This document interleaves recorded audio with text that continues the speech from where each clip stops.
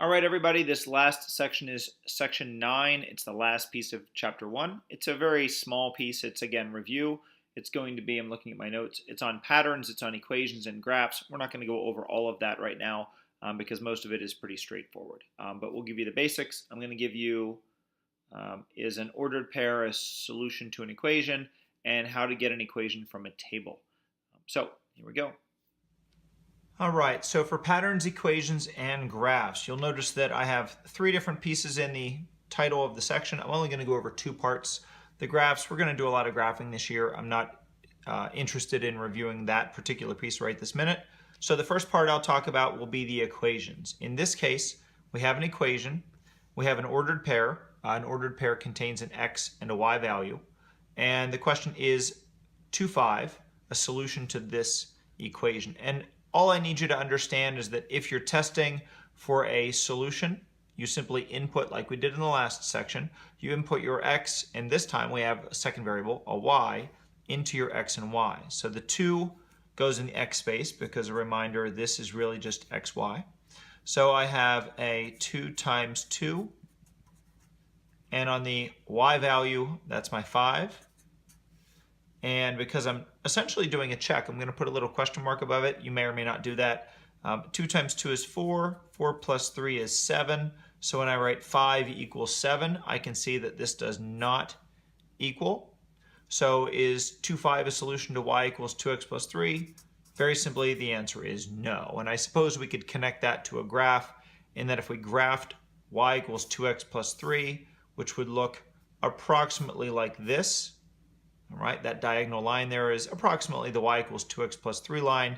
2, 5 is 1, 2, 1, 2, 3, 4, 5. 2, 5 is probably about right there. So it's close to the line, but it misses, and that's why it's not a solution to the equation. So I guess I did do a little graphing after all.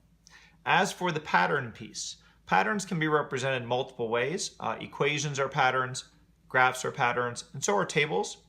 And in this first and only example in chapter 1 on a table to an equation, here's how I'll do this. I'm going to notice that from 4 to 7, 7 to 10, and so on, in all of these, we have a plus 3 jump. And because each one of them is plus 3 and the corresponding x jump is always plus 1, now it's not important that it's plus 3 or plus 1, it's important that it's consistent. The y values, you might remember this, there's this word called slope, and it is change in y over, and I use triangle for the word change in x. So it's slope is the change in y over change in x. The change in y here is always plus 3, and the change in x is always plus 1. Now even if they varied a little bit, you could choose any change in y and its corresponding change in x, and if when you divide them you get the same value the whole way through, then we have something that is called linear. Now, linear means, well, it means a variety of things. It means the change is consistent. It also means that when you graph it, you're going to get a straight line. The other thing that it means is that if it's linear, it will fit into this model right here, y equals mx plus b, at least the piece that we're going to work on right this minute. And this number 3 is the part that goes in the slope spot. Now, slope, another word for slope, or another symbol for slope is the letter m. So I'm going to rewrite my slope-intercept form as y equals 3x plus b. And now I'm going to get a little bit funky here. I'm going to go ahead and show you how to figure out the b value if you don't already remember. I'm going to choose any pair of numbers. A pair is the x, then the y. So I could pick, for example, 7 and 22 just because, well, I like to pick 7 and 22. You could easily pick 2 and 7 or 1 and 4. Or 5 and 16. So since I said I'd pick 7 and 22, here's what I'll do. I'm going to take the 7, which is my x value, and I'm going to put it in the x spot. So I get 3 times 7. And I'm going to put the 22, its corresponding value, in the y spot. So 22 in the y spot. And I have plus b. Now what you'll notice here is that I have 3 times 7 is 21. 21 plus b is 22. So then b, I'm running out of paper, has to equal 1. Because of that, I now have a completed equation. I'm going to take the value that I figured out for my m. If I still have this show up on the video, I sure hope I do. I'll slide it up a tiny bit.